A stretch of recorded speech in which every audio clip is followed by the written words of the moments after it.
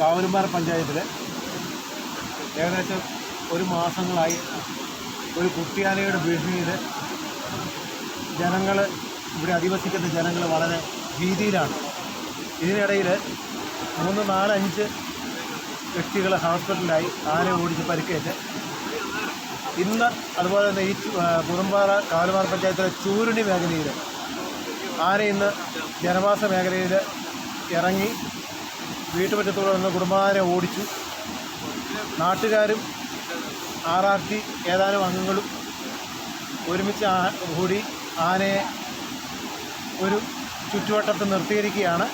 കാരണം ഇതുവരെ സംഗതി ഫോറസ്റ്റുകാർ പറഞ്ഞിരുന്നത് ആനയെ ഞങ്ങൾ അന്വേഷിച്ച് നടന്നു, കണ്ടില്ല എന്ന് പറഞ്ഞു.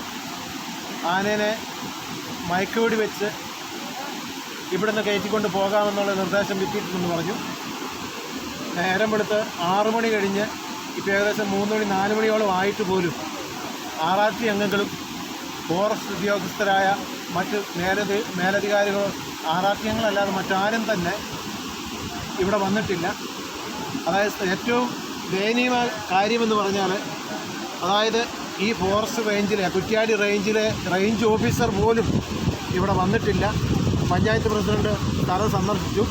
അദ്ദേഹം പറഞ്ഞത് ആനയെ നാളെ രാവിലെയാണ് ഡോക്ടർ വന്ന് ദിവസമാക്കുന്നത്.